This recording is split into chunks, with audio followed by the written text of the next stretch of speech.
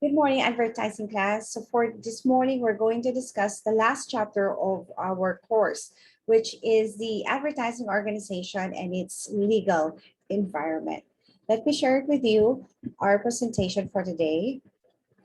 So to first learn the desired learning outcomes, which is to understand the legal environment surrounding the advertising industry and identify the advertising organizations that made a big impact in the advertising industry.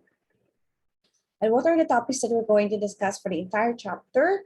So these are basically the advertising organizations. We will understand what are their objectives and their contributions when it comes to the advertising industry.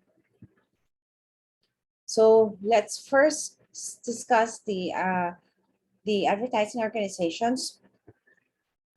First on our list is the Advertising Board of the Philippines, or the Ad Board. It was formerly named to PBA, the Philippine Board of Advertising, but then it was renamed. For the purpose of probably of the dahil PBA siya, baka maisip nila na the Philippine Basketball Association. So it would be better if they could rename it again with other most significant initial. Yan, kasi sinabi nilang ad board. Isn't it? So it was formed, result of a series of meetings during the year of 1973 with the leading advertisers and advertising practitioners who strongly felt the need for a body to unify all sectors involved in the industry, and in the reason or the fact that their operations toward the common goal of serving the interests of the consumers and the nation at large. So ang factor nila is just to serve the consumers right as well. So it is also the foundation who was officially supported, by the government's Department of Public Information, o yung sinasabi nilang DPI. And the ad board, according to our lesson,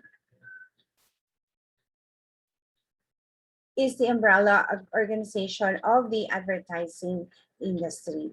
So sila yung sumasakop sa lahat ng mga different advertising organization. To understand what are the missions and visions of the ad board, let us just briefly pahapiawin lang natin. So this is for them is to recognize the self-regulation as the cornerstone of its existence, then to uphold the highest standards of fair play and professional ethics.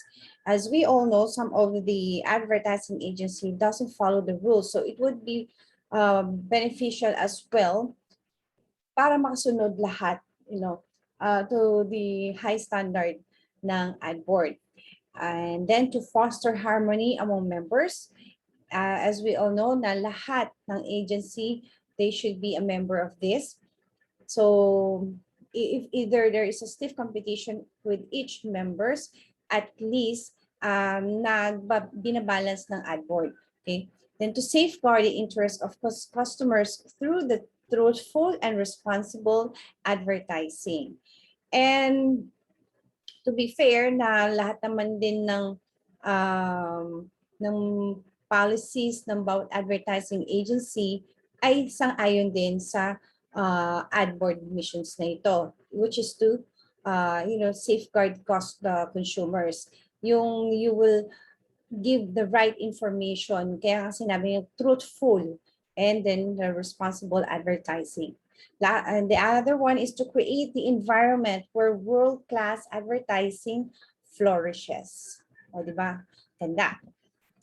And to mention what is the vision is we are the voice of the Philippine advertising industry. So kung kayong mga kabataan, ganun din ang ano yung gusto niyo nararamdaman, kung ano yung gusto niyo ipahiwatig. Same thing din sa vision ng isang organization na to is they wanted to voice out kung ano yung tama para sa Philippine advertising. So ito na yung the board's members included. which have their initials, the PANA, the 4AS, the Primo, IBA, KBP, which we all know, the kapisanan ng mga broadcasters sa Pilipinas, the CAAP, ASAP, MORES. So these are based on the on a reference. Okay, to discuss first, which is the Association of Accredited Advertising Agencies Philippines, or commonly known as the 4ASP. Yan. So what information do we have for this company? So to have the brief discussion with regards to this organization, the 4AS, actually this is a non-stock, non-profit organization, composed of, various advertising agencies. Yung common objectives lang nila is, to promote and develop yung advertising agency business. Yun yung pagtulong-tulong kasi naman din nila. In conjunction with the advertising industry's goals, which is yung kanina din binanggit din natin. So currently, as of this year, they have at least 54 agencies. And to, yung pahapiawin din lang natin yung mga objectives ng bawat organization. This is to upgrade the practice ng advertising in the country, then to promote the welfare of the association as a whole and its member agency, to enhance and make more effective and working relationship between the advertising agencies and other sectors. So maganda, bawat namang organization na to, meron kanya-kanyang objectives and purpose of how they're going to help each other's their different agency. So to discuss further kung ano yung history niya.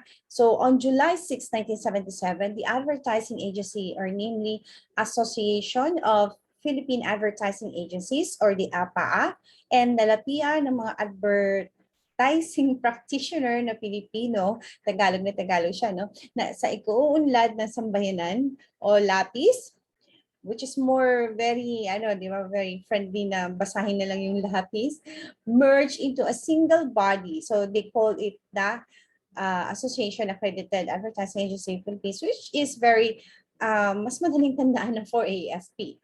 Okay. So next is the Philippine Association of National Advertisers, which is the PANA. So ano yung basic principles that they have? So the belief that the advertising is an essential factor in the marketing of goods and services, and consequently is an important factor in the economic life of the country. The next principle is the belief that the interests of consumers should be the primary concern of advertisers in cases of conflict, and interests of the consumers should prevail. Napakaganda, no? Ng kanilang principle. And the very first target talaga nila is yung consumers' right. Why? Why they have to be concerned about that? Of course, if you mislead your target consumer doon sa ina-ads mo, well, definitely, babalik din sa mismong may-ari or yung nagpapa-advertise. Okay? So, to move on with the principles, the belief that the public confidence in advertised goods and services should be promoted and practiced. And therefore, any practices that tend to undermine the confidence should be prevented or corrected. So lahat naman din ng mga pinapalabas nila, any form, ay dumadaan din sa, from editorial and then approval. Kung alam natin yung pinakabawat CEO or the head of the agencies, they will make sure na talaga sumusunod din sila sa basic principles. And that is, to use the promotion or the promoted, and then practice everything based on the principles. And then lastly, the belief in the upliftment of the standards and practices of advertising. Yan. So the PANA is committed to, the first one is to protect the consumer's interests, as we always keep on repeating again, through fair and honest advertising. Truth in advertising is the one voice PANA speaks collectively and individually. Kung makikita nyo, almost synonymous din sa kaninang 4APS, yung kanilang mga objectives nila. Then second is to develop its members as responsible and market-sensitive practitioners through relevant educational programs and interaction. Ang ganda nito kasi they are really concentrating with their members or the other agency members na they have to practice it as well. Yeah, very educational programs. Then partner with other industry organizations in national building through responsible advertising and media content. Okay, moving on forward with the third one ng ating member, the Advertising Suppliers Association of the Philippines, or which is ASAP. And ang ganda ng mga initials nila. It will always be easy for us to memorize as well. Yan, kasi yung ASAP is on the channel too. So let's see and study what is their objectives as well. So to professionalize and uplift the conduct of business and ethical standards of advertising services, production, suppliers, firms, and entities. And the good thing of this organization, they mention the word ethics, and which is the very vital when it comes to advertising as well. Then to promote the welfare of the association and its members. To link with other service-oriented firms and production suppliers in the global community for information, technology, and craftsmanship updates. Then to uphold the precept of the Advertising Board of the Philippines and tenets of industry self-regulation, to foster social responsibility among members and the multi-sectoral advertising community for the welfare of practitioner, other board and members and general public. So as you can see, wait now.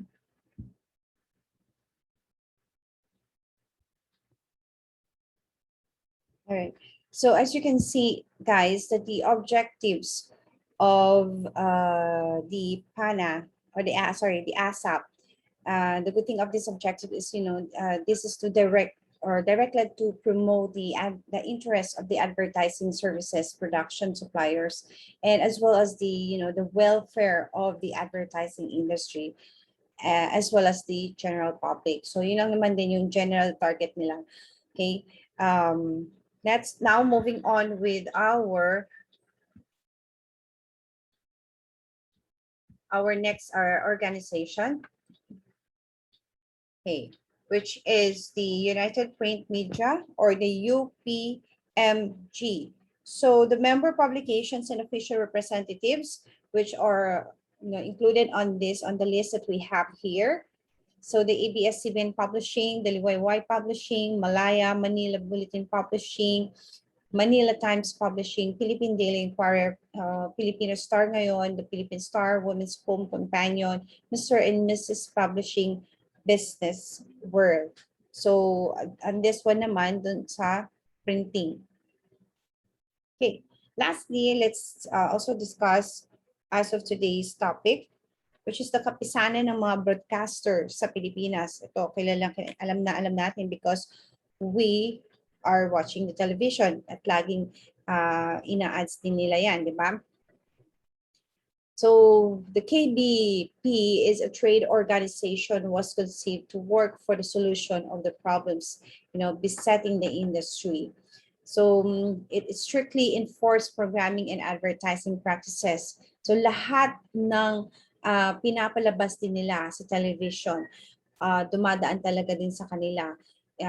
They should really comply with all the objectives, yun, kung yun nga yung truthfully advertising.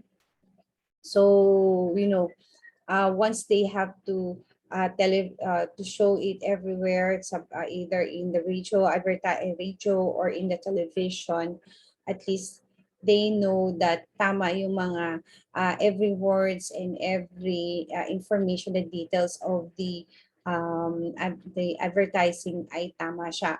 So they set up the maximum commercial loads for both radio and television programs for Metro Manila and as well as the other provinces.